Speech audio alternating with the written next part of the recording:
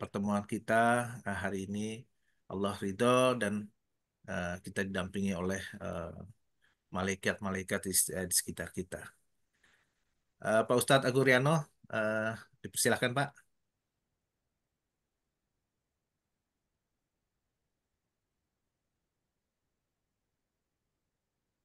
Baik, terima kasih Pak Juri. Ayah Juri.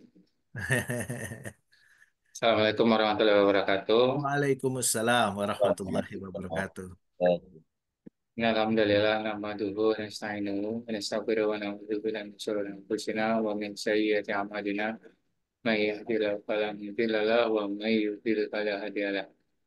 Asyhadu an la ilaha illallah, asyhadu anna Muhammadar Rasulullah. Rabbi israh li sadri wa yassir li amri wahlul 'uqdatam min lisani yafqahu qawli. Allahumma ilman nafi'an wa rizqan thayyiban wa amalan mutaqabbalan. Amin. Puji dan syukur kita panjatkan kepada Allah Subhanahu wa taala yang banyak sekali memberikan kita kenikmatan-kenikmatan ya untuk kita berada di detik ini. Ya. Tentunya berharap apa yang Allah berikan kepada kita itu karena Allah ridho. Karena Allah ridho ataupun tidak, Allah tetap memberikan janjinya kepada kita. Sebelum kontrak kita sama Allah selesai, Allah nggak akan mencabut apa yang dijanjikan kepada kita. Semoga kita pun ridho ya dengan ketetapan Allah Subhanahu wa taala, baik itu kenikmatan ataupun musibah. Karena kita sudah pada mempelajari semua ya rata-rata kemarin gimana eh, menyikapi musibah. Dan kita bersyukur bisa mempelajari surah Nabawiyah bersama-sama ya. Tidak lupa salam dan salam kita aturkan ke junjungan kita Nabi besar Muhammad SAW, serta para keluarganya, para sahabatnya, juga bagi para pengikut-pengikut beliau yang senantiasa istiqomah di jalan agama ini ya, di jalan yang semoga mengantarkan hambanya ke surganya Allah Subhanahu wa taala.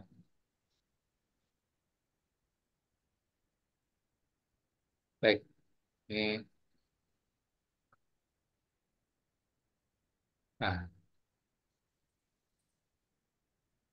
materinya adalah silsilah Rasulullah Sallallahu Alaihi Wasallam.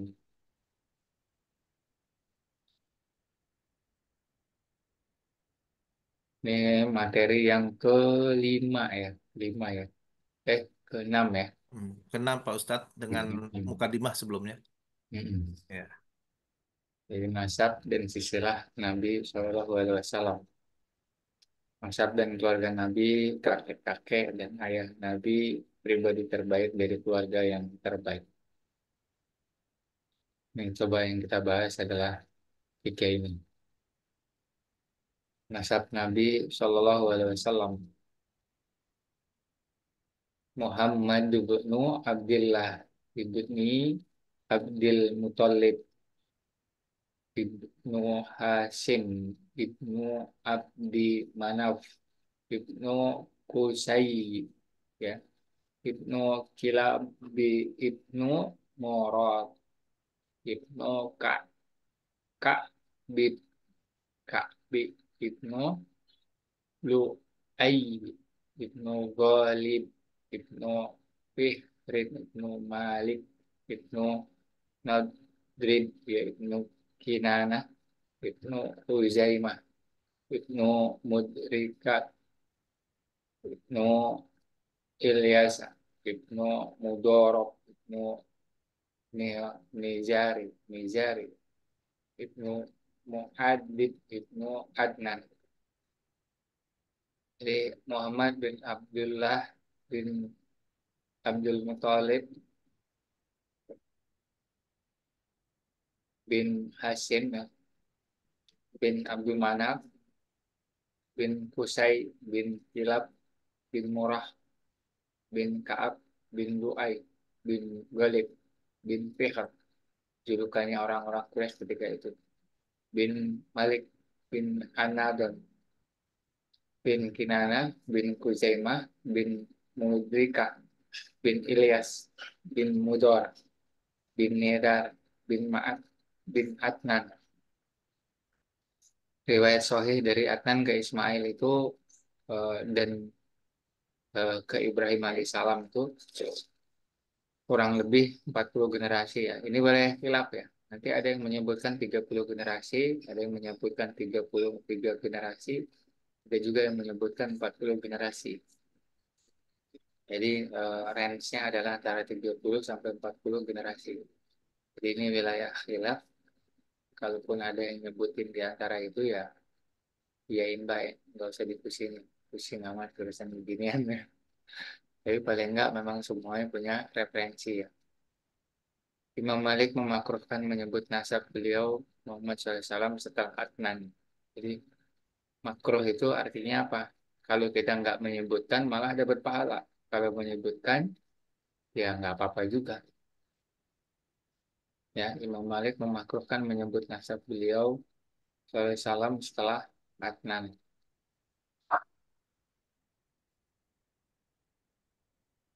Nih,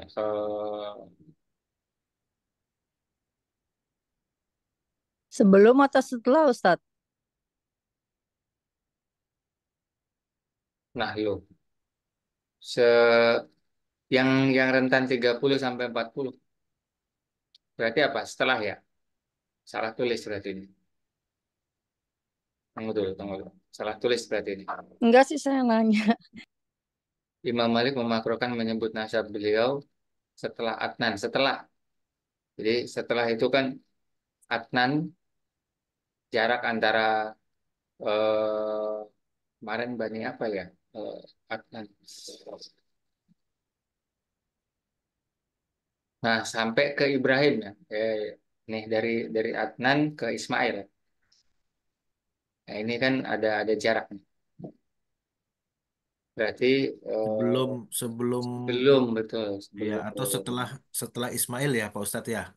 Iya betul. Nah, Dari Ismail sampai ke Adnan. Setelah sebelum sebelum. Salah tulis berarti ya. Di Arabnya sebelum pas setelah sih? Kalau Iya, logikanya sih kalau memang sudah jelas dari Adnan sampai Abdul Muthalib kan udah clear Ustadz. Yang belum clear kan dari Ismail ke Adnan. Berarti yang hmm. nggak boleh disebut yang Ismail ke Adnan gitu. Kalau saya logikanya sih seperti itu. Iya iya ini salah tulis. Menyebut nasab beliau sebelum Adnan. Jadi dari apa? Dari Nabi Ismail ke Adnan. Ada revisi nanti.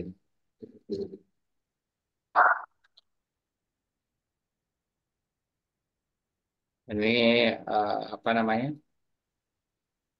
Baganya ya. Nabi Muhammad SAW, Abdul Muthalib, Hasim, Rumana, Qusay, Kilab.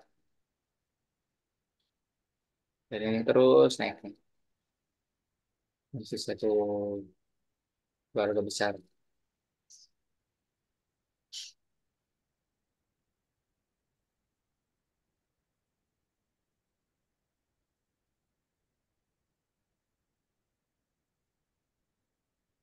Kemarin kita di awal-awal itu sempat ini ya, ketika saya mengambil alih kekuasaan Khuza'ah di Mekah itu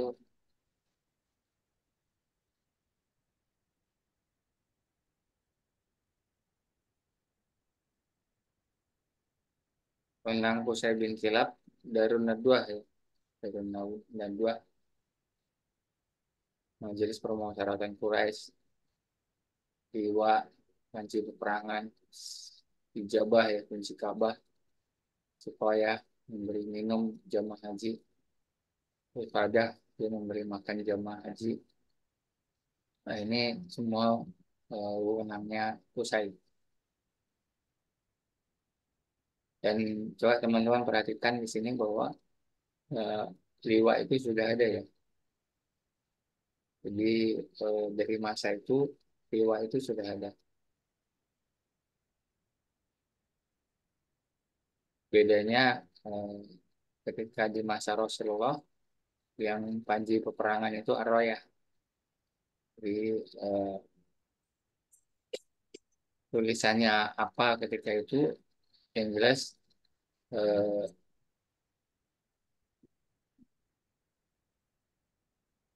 saya juga belum tahu tulisannya La ilaha illallah Muhammad Rasulullah atau bukan ya. Tapi memang sebutan panji-panji atau bendera-bendera ketika itu juga sudah ada bendera kenegaraan, bendera peperangan itu sudah ada.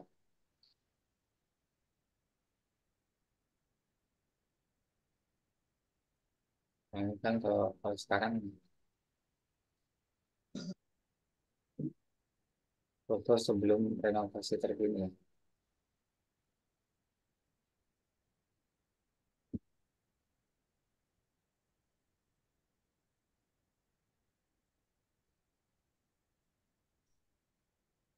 Nah, mengganti Usai antara Abdul dan Abdul Manaf. Konflik Abdul dan Bani Abdul Manaf. Ada rebutan kekuasaan juga kan. Kemudian pada saat eh, konflik itu berhenti dengan perjanjian. Dan yang Abdul itu memegang dari Manado di Jabah, kemudian Bani Abdul Manaf memegang Sekoya sama Rifadah. Jadi dipegang, dibagi menjadi dua kekuasaannya.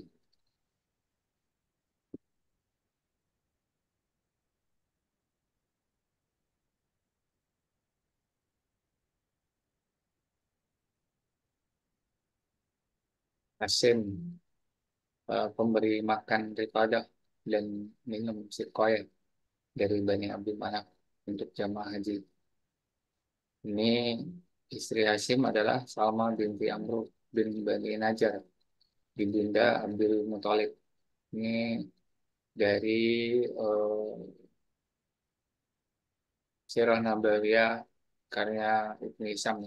Jadi keterangan istri Hasim adalah Salma binti Amru dari Bani Najjar, ibunda dari Abdul Muthalib ini. Jadi Sirah Nabawiyah Ibnu Hisam. Kemudian Abdul Muthalib mengganti Hasim dan Al-Muthalib konflik dengan paman Nawfal bin Abdul Manaf. Kemudian jam-jam sesuai tunjuk mimpi jadi salah satu pemimpin terbesar Mekah dan Abdullah ayah Nabi SAW tebusannya 100 ekor unta. Enam benu enam anu adabi hain. Aku adalah anak dua orang yang disembelih. Ini maksudnya perdamaian ya. Alhamdulillah ini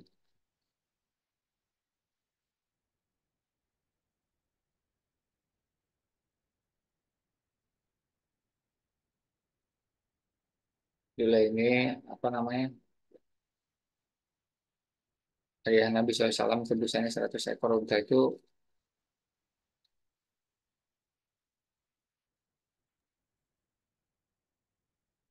orang yang diturunan daripada Bani Hasyim ya,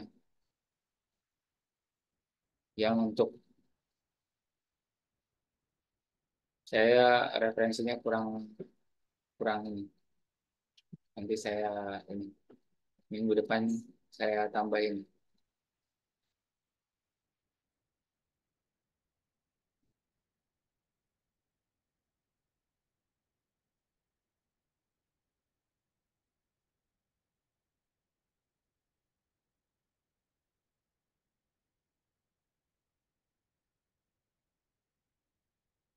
Abdullah dan Aminah.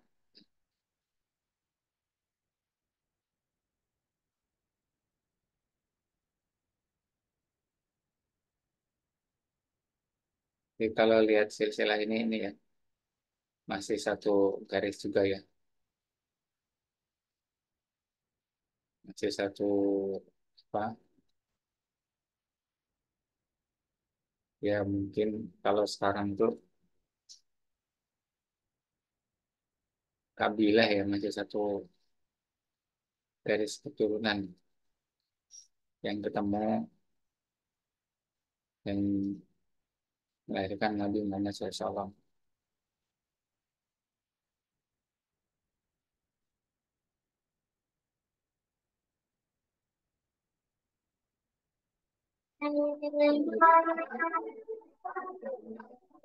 Baik.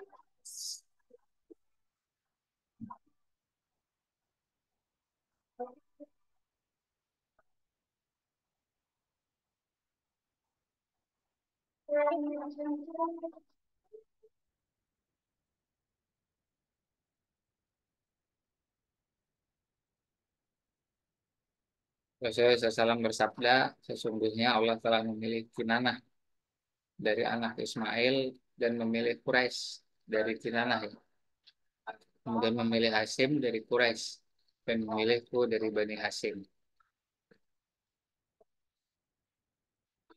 Rasulullah SAW bersabda, aku dilahirkan dari pernikahan, bukan dari perzinahan. Mulai dari zaman Nabi Adam sampai ayah dan ibuku melahirkanku. Tidak pula dari perbuatan zina lainnya di zaman jahiliyah.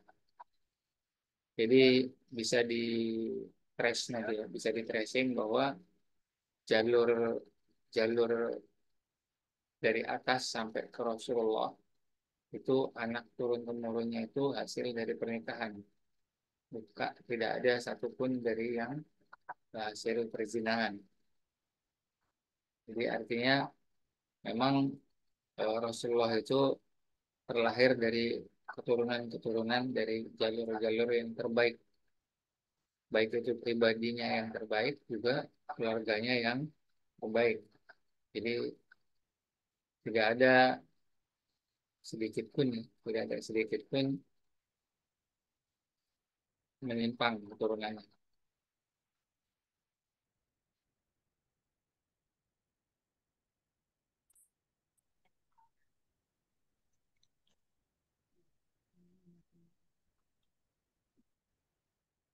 Diriwayatkan dari riwayat Imam Ahmad, man ana qalu anta Rasulullah.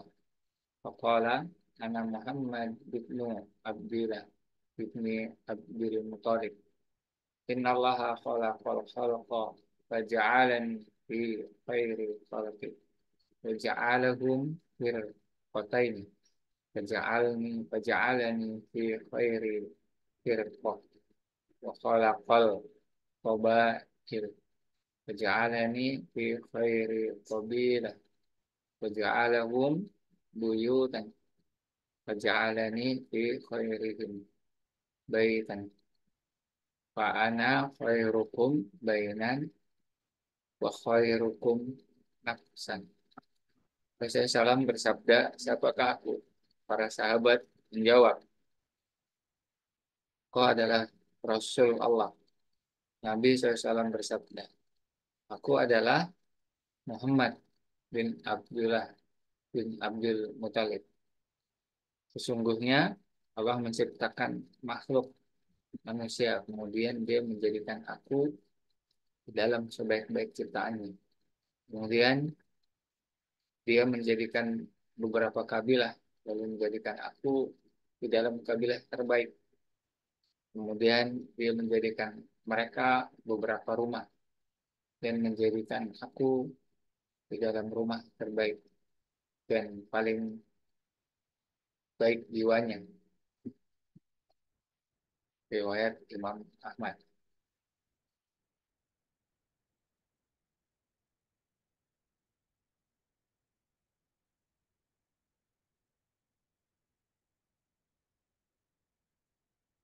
Hikmah dan pelajarannya, kemuliaan seorang nabi atau rasul adalah daya tarik masyarakat. Begitu juga bagi dai. Karenanya ulama sepakat bahwa seluruh nabi atau rasul adalah kalangan laki-laki merdeka. Berbeda jika nabi atau rasul dari kalangan rendah atau budak, maka masyarakat akan mencemara. Orang terbaik adalah yang paling takwa. Namun, adalah jauh lebih baik jika ketakwaan berhimpun dengan kemuliaan. Rasulullah SAW bersabda, "Takhiyarukum fil jahiliyati, khiyarukum fil Islam, tidak fakuhu." Orang yang terhormat di antara kamu di masa jahiliyah adalah juga terhormat di dalam Islam jika mereka paham. Nah, ini sering juga saya sampaikan ke teman-teman ya, biasa kalau kalau di zaman jahiliyah jadi tokoh ya ketika hijrah sebenarnya dia sudah punya kemampuan menjadi tokoh. Kalau dia sudah ibaratnya dipandang ketika dia belum hijrah dari riba dan dari suap menyuap, pada saat dia hijrah dari riba, dari suap menyuap, seharusnya dia tetap menggenggam apa yang telah Allah berikan kepadanya. Jadi karena kekuatan itu nggak akan sirna dari orang semasa dia jahiliyah ataupun uh, hijrah. Hanya saja mungkin butuh proses uh, untuk apa untuk ke arah yang habis satunya lagi. Bahwa seseorang itu akan dikelompokkan sesuai dengan golongannya masing-masing. Artinya untuk dia berjalan menuju golongannya yang saat setelah hijrah itu butuh proses. Tidak tidak serta merta dia langsung eh, dia langsung seperti di masa sebelum hijrah. Enggak, itu proses itu belum proses. Karena orang-orang atau Allah juga kan ingin pembuktian. Allah juga ingin pembuktian.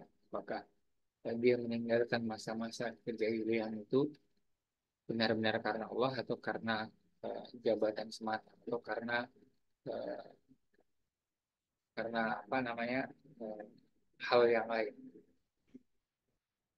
Jadi semua dapat pada proses.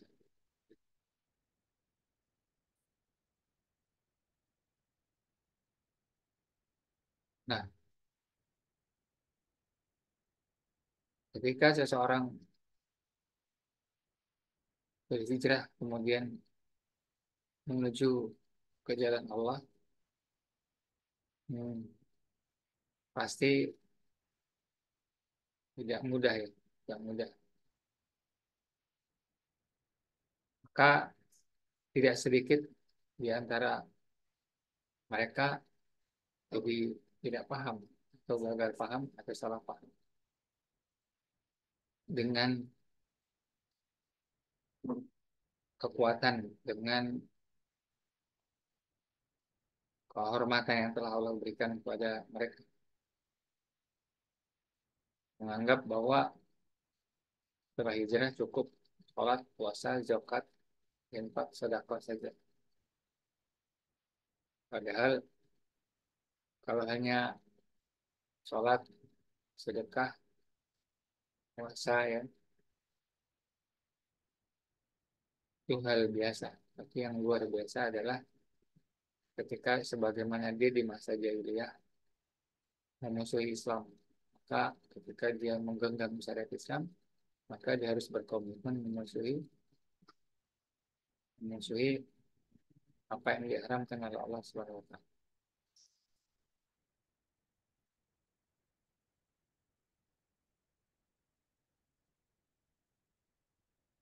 Tertuap tertutupnya peluang mencemooh bagi orang-orang yang gemar mencari-cari jalan untuk selalu mencemooh dengan berkumpulnya seluruh kemuliaan pada diri Rasulullah SAW.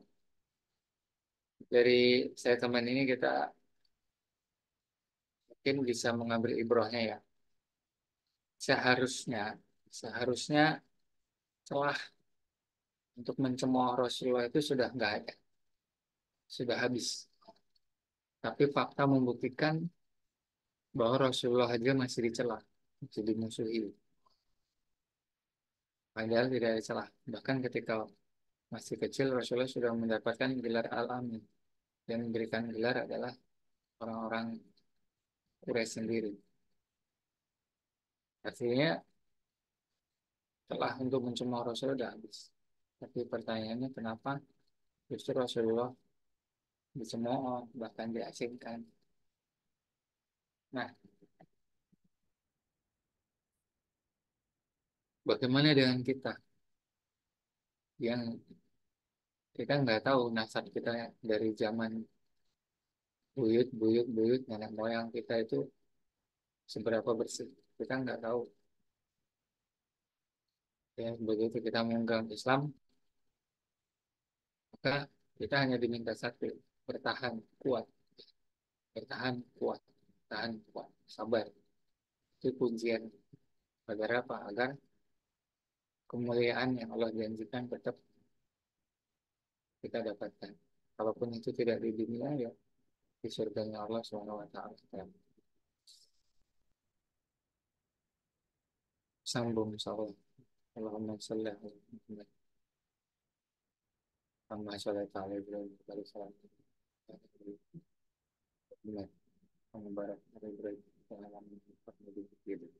Saya kembalikan ke Ayah Jari. Tawadol. Baik, Pak Ustadz Agung, terima kasih banyak. Eh, Silsilah singkat ini kembali memberikan gambaran kepada kita eh, siapa itu Rasulullah Shallallahu Alaihi Wasallam.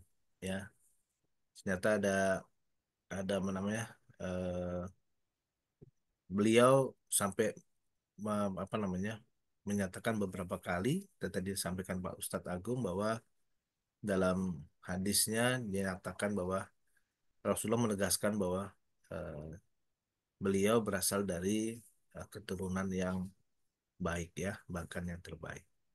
Baik, Bapak Ibu, dari pemaparan singkat, silsilah singkat ya, silsilah singkat dari Nabi besar Nabi kita Muhammad Shallallahu Alaihi Wasallam, eh, kita masih ada cukup waktu ini Bapak Ibu. Mungkin ada yang ingin eh, lebih diperdalam, eh, yang ingin diketahui oleh Bapak Ibu sekalian, dipersilahkan. Mungkin ada pertanyaan.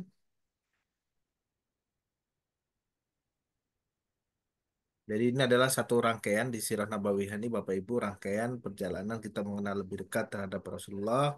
Namun memang apa namanya gambarannya makin nanti makin ke belakang makin makin apa lah makin bukan berkembang apa ya Pak Ustadz ya makin jelas ya makin ke belakang nanti materinya ya Pak Ustadz ya.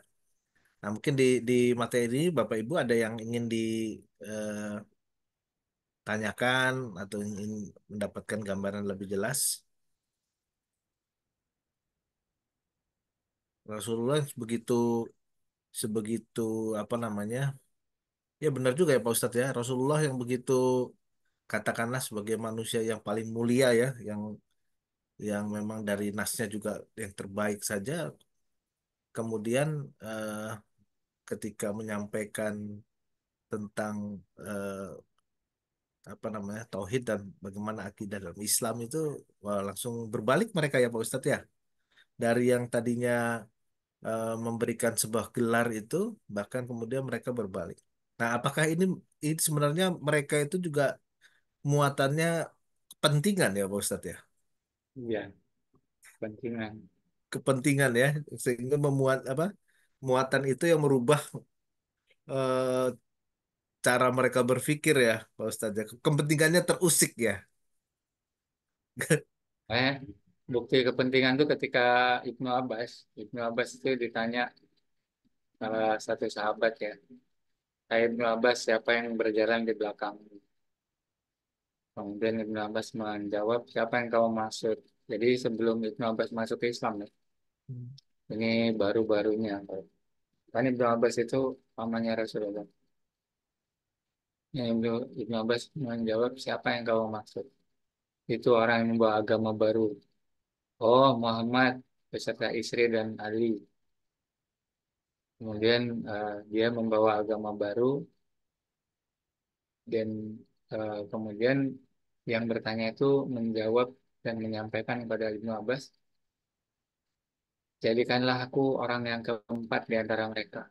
Kemudian Ibnu Abbas, "Tunggu dulu, kamu ngerti nggak apa yang dia bawa?" agama Muhammad ini dia akan memecah belah keluargamu, dia akan menghancurkan perekonomianmu, dia akan eh, menjadi pembeda di antara yang lain. Jadi akhirnya orang ini tidak jadi tahu itu saya tidak jadi. Jadi artinya memang bicara kepentingan itu kan banyak ya. Ya kayak sebenarnya logika sederhananya gampang lah. Kalau orang mau hijrah dari riba, kenapa paling berat?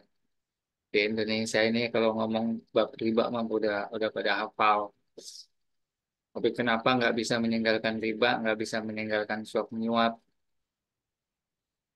Kepentingannya kan sederhana. Ada yang kepentingan lingkup kecil, bagaimana dengan makan anak saya, bagaimana dengan makan istri saya. Tapi ada lingkup besar, bagaimana kata karyawan saya ada 500 orang, bagaimana kata teman-teman saya yang ngasih bisnis saya. Itu kan kepentingan juga. Makanya Islam itu sebenarnya tendensi politik terendah sampai tertinggi.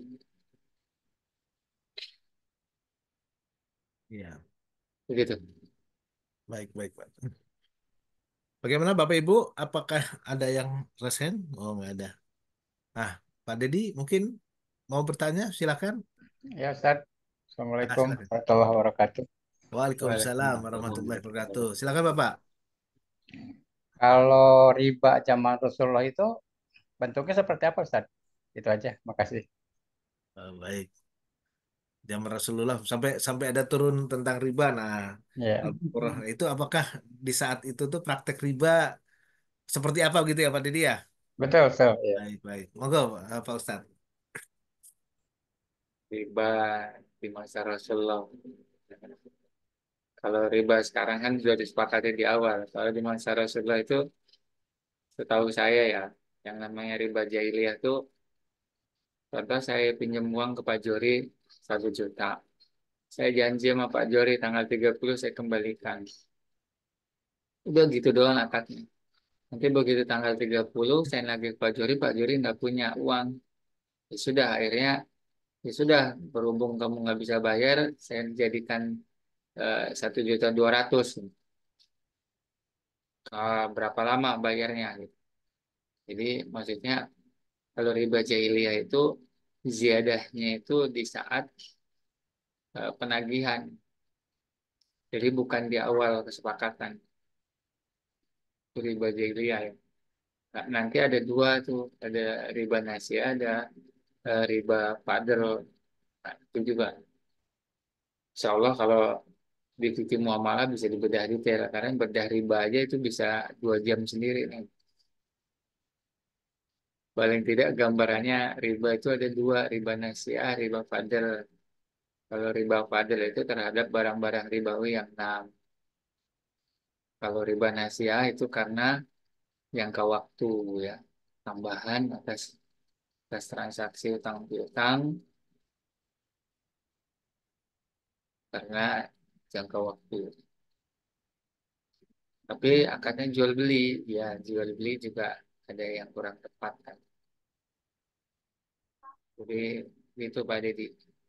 Kalau sekarang itu udah lebih parah dari Bajelia karena di perjanjiannya itu udah ada akad denda, akad penalti, akad bunga, kena bunga, udah lengkap karena antisipasi khawatir besoknya orangnya kabur atau besoknya apa gitu. Apa bisa diartikan bahwa di zaman jahiliyah dulu praktek ribawinya lebih sederhana mungkin Pak. Kalau sekarang lebih kompleks dan lebih lebih apa ya namanya ya? Lebih apa? Lebih berat ya. Dulu aja Sederhana tapi sama-sama menggigit ya. iya iya. Sederhana tapi ya parah karena seluruh umat ya. Maksudnya keseluruhan kalangan itu menganggap itu sebuah hal biasa. Ya seperti sekarang kalau tetangganya ditagih debt collector yang lain pada diem karena menganggap itu hal biasa. Urusan dewe-dewe gitu ya Pak ya. Urusan dewe-dewe. Ah, gimana Pak Dedi? Oh Pak Dedi, Ya Ustaz, apakah ini ya betul-betul. Riba itu sudah ada sejak zaman Rasul ya, atau bahkan sebelumnya gitu. Jadi ya, namun demikian memang kalau dilihat dari caranya mungkin lebih lebih sederhana ya dibanding sekarang tadi yang kompleks yang sudah dibuat sistem yang Putus komprehensif suaranya. gitu ya. Putus ya? Masih jelas nggak? Kedengeran nggak? jelas jelas jelas Pak. Iya ya. Ya kalau sekarang kan dibangun secara komprehensif gitu ya. Jadi semuanya dari awal sudah dibuat sedemikian rupa sehingga apa namanya ya lebih lebih kompleks lah dibanding dengan zaman dulu yang memang yang tadi disampaikan oleh Pak Ustadz Agung ya. Secara apa namanya eh, pengertian lebih lebih sederhana gitu. Sekarang juga kan ada ya seperti itu. Eh, Namun dosanya sama Ustadz gitu ya. Dosanya sama aja gitu ya. Yang Ya cukup. sederhana saja sudah diberikan peringatan ya Pak ya. Apalagi sekarang itu, waduh lebih parah lagi berarti. Iya, sekarang lebih parah karena dibangun secara komprehensif dari awal ya. Ya, Sanksi-sanksinya, reward-rewardnya gitu. Kalau dulu kan mungkin ya karena teknologinya masih sederhana ya, dibuatnya juga sederhana, sederhana gitu. ya. Ya terima kasih Ustaz. Baik, terima kasih Pak Dedi. Baik, selanjutnya eh, di belakang Pak Dedi sudah menanti itu Pak Sofyan dari Cilegon. Yang paling dekat ini dari eh, posisi kita nih. Pak Sofyan, silakan Pak. Ya, ya. Assalamualaikum warahmatullahi wabarakatuh. Waalaikumsalam warahmatullahi wabarakatuh. Pak Ustadz Agung, ini saya mau bertanya di luar dari materi, nggak apa-apa ya? Monggo Pak. Iya. Yang saya mau tanyakan begini, ini saya ada penawaran untuk kerjasama bisnis di apa modem ya, modem internet ya. Nah, di situ sih akadnya sih jual beli aja ya. Cuman di bawahnya itu ada bisnisnya gitu, ada profit yang bisa kita dapat, tapi tidak ada yang dijolimi gitu. Itu gimana ya sih kayak MLM gitu ya? Itu gimana tadi ya? Jual beli modem. Modem. Nah, dari situ ada bisnisnya juga. Jadi kita merekrut di bawah kita 2 atau 4 orang gitu kan. Nanti kita dapat income di situ gitu. Ya, faktanya kan saya belum paham ya. Tapi kalau dari cerita ini kayaknya MLM gitu ya. Ya, Jadi ada ML-nya. kalau saya jual dua, terus saya punya kaki dua, Heeh, kemudian kaki dua tadi jualan, saya dapat bonus. Hmm, kaki dua tadi jualan masing-masing dua, saya juga dapat bonus itu ya. iya betul. Nah itu mah pakarnya Pak Jori itu MLM itu. Gimana itu Pak Jori? Ya MLM itu kan hukumnya simsar alias simsar itu haram. Haram ya. Haram. Jadi kalau nanti pakai bahasanya macam-macam itu, makanya butuh fakta ya. Kan kalau faktanya seperti itu, mau diakatkan komisi, mau diakatkan royalti atau diakatkan jual beli tetap haram. Haram ya. Karena memang eh, kalau ininya faktanya begitu ya, bukan kita fakta yang orang biasanya itu mengecoh dengan akad. Ya, padahal faktanya sama, tapi akadnya dirubah-rubah biar nggak gampang kebaca orang yang orang awam. Gitu. Kalau faktanya begitu, mau akadnya royalti juga tetap haram, mau komisi juga tetap haram, mau ngomong jual beli juga tetap haram. Gitu. Ya, ya cukup sih mungkin perlu ada pembahasan lebih lanjut ya, Oh biar iya, di jelas. fikih muamalah Pak Sofyan seminggu sekali. Iya, Pak Sofyan ikut fikih muamalah dengan Pak Ustadz Agung langsung nih. ya insya Tapi Allah. offline Pak. Seminggu sekali ke Ah, Depok. terima kasih Tad. Siap, siap. Baik. Mungkin ada lagi Bapak Ibu yang ingin bertanya terkait dengan materi hari ini ataupun seperti Pak Sofyan tadi, ada materi lain. Eh, Pak Dedi, iya, ada iya, yang masih mau ditanyakan? iya satu lagi. Oh, Nah, enggak? ini sebetulnya kemarin saya udah ditanya perasaan kemarin waktu ketemu hari Selasa itu. Waktu saya ditanya perasaannya gimana gitu. Saya Ya. bilang waktu itu saya galau gitu kan. Jadi hari Rabu saya datang ke Aksa Mandiri, lalu saya minta untuk berhenti gitu kan. Nah, dari pihak Aksanya dibilang, Pak Edi jangan berhenti ya, dikasih waktu sampai tanggal 31 gitu kan. Nanti ada yang telepon katanya. Terus kemarin tuh pas mau berangkat ke TTB itu, betul, ada yang telepon gitu.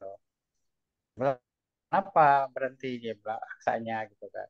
Saya bilang, ya ya nggak punya uang gitu kan. Sekarang udah pensiun, saya udah pensiun, sehingga nggak bisa bayar gitu kan. Padahal juga nggak banyak-banyak amat kan, cuma 347. Tapi alasan saya ya ambil yang lebih apa yang simpel aja gitu, nggak mampu bayar gitu. Nah, terus dia bilang Pak, nggak apa-apa, dia bilang saya turunin separuhnya. Tadi Bapak mulai bulan depan itu jadi 167.000, dia bilang 50% dipotong gitu kan. Dan Bapak hanya bayar sampai September 2025. Setelah itu selesai gitu kan. Itu asuransi Aksa terkait apa kemarin jantung atau apa saya lupa ya. Ini apa salah satu penyakit lah gitu. Nah, ini kemarin belum belum belum sempat tanya ke Pak Ustadz tuh. Nah ini saya gimana? Apakah kalau saya niatkan yang 167 itu kan ini apa namanya eh jaminannya itu apa sih? Kalau saya sakit gitu ya, itu saya ditanggung Cover. gitu kan, Ya. ditanggung. Ya. Nah kalau nggak sakit uangnya dipulangin gitu. Nah sekarang kalau saya terusin sampai September 2025 ini, terus saya niatkan nabung gitu. Karena memang selama ini sudah 2 kali di pertanggungan polis itu 2 kali saya dibayar ya. Kalau nggak salah 3 tahun pertama, terus 5 tahun pertama dan sekarang terakhir gitu.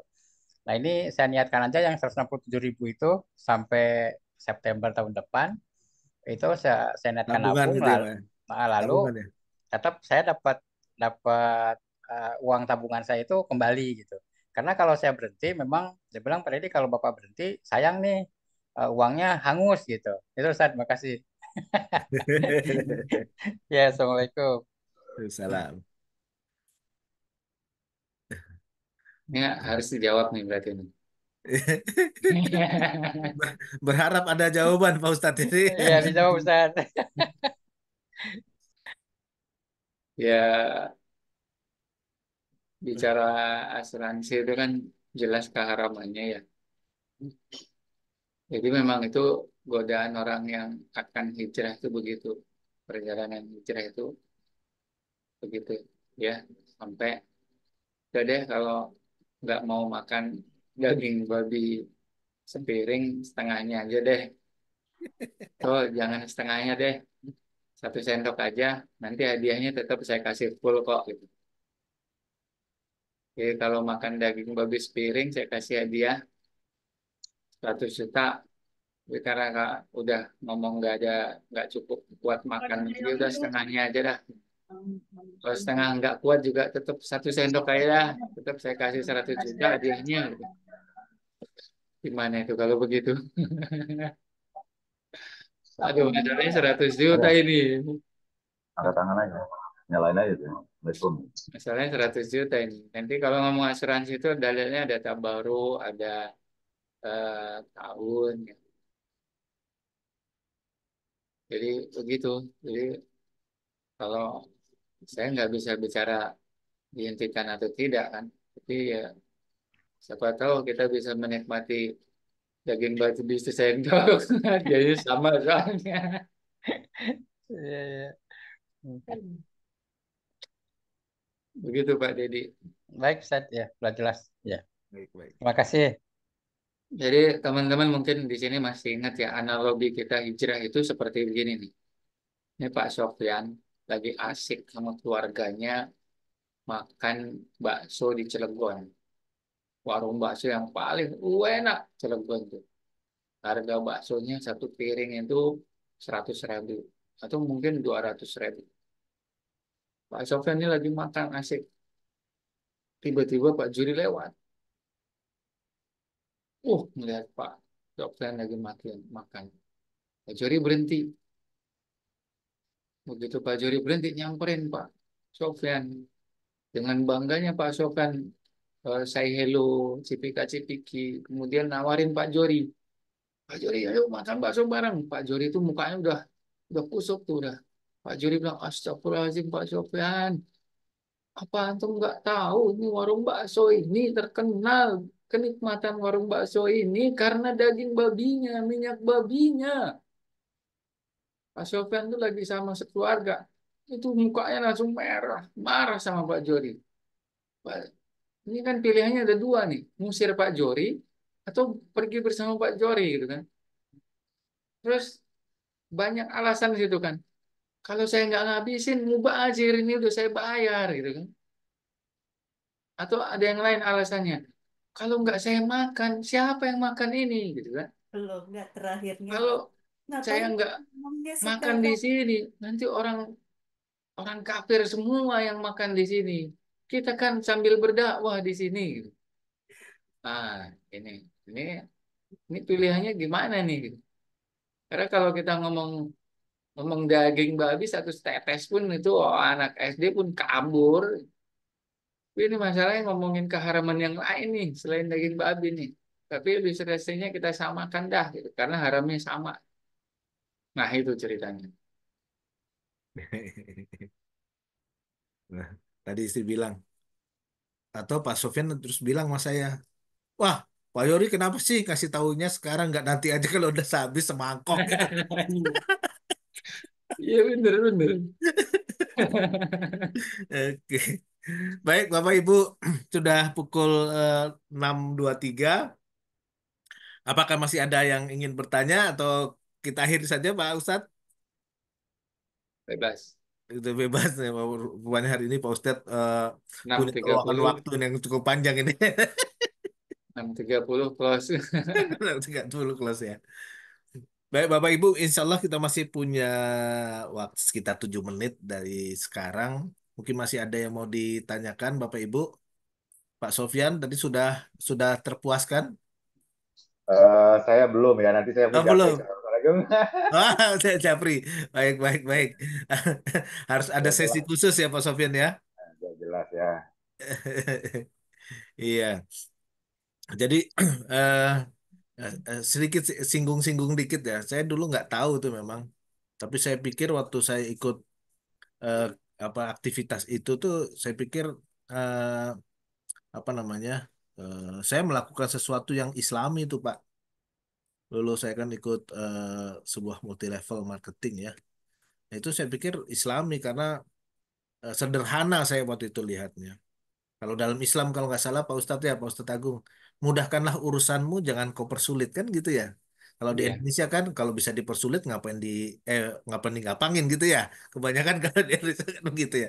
Saya pikir wah ini motonya apa melakukan sesuatu dengan sederhana, sesederhana mungkin, nggak usah kita persulit atau segala macam. Wah, ini Islami. Ternyata setelah saya paham belakangan ketika eh, kegiatan aktivitas multi level marketing itu sesuatu yang dekat sekali sulit untuk tidak menghukumi dekat dengan keharaman ya saya tinggalkan gitu seperti itu. Nah, saya juga mencontoh seseorang yang mengenalkan saya ketemu dengan Ustadz Dwi Condro Triono itu adalah seorang praktisi multi level yang penghasilannya eh, sudah pernah 100 juta dan belakangan mendekati 100 juta dan nyatakan saya keluar dari multi level. Jadi mereka saja berani atau dia saja berani, kenapa kemudian yang belum apa-apa itu nggak berani meninggalkan multi level. Jadi saya pikir eh, karena jahiliyah saya itu ya bodoh terhadap ketentuan petunjuk apa hukum Allah, maka waktu itu saya masih bersinggungan dengan multi level. Nah, Alhamdulillah sekarang sudah eh, sebisa mungkin tidak gitu. Tapi Pak Sofyan memang perlu perlu japri mungkin secara khusus karena Pak Ustadz Agung tuh lebih menjelaskan apa namanya fakta-faktanya sehingga analisanya menjadi lebih utuh ya Pak Ustadz ya. Baik. Baik Bapak Ibu, Bulis, Bulis sudah menyalakan kameranya. Mungkin ada yang mau ditanyakan, Enggak, Bulis? enggak jadi. Enggak. Belum, ayah, belum. Oh, nggak jadi. Saya pikir Bulis mau bertanya langsung ke Pak Ustadz Agung. Bapak Ibu, kami masih menunggu atau ada yang Kalau nggak ada cukup. kalau tidak ada cukup kita cukupkan pertemuan kali ini.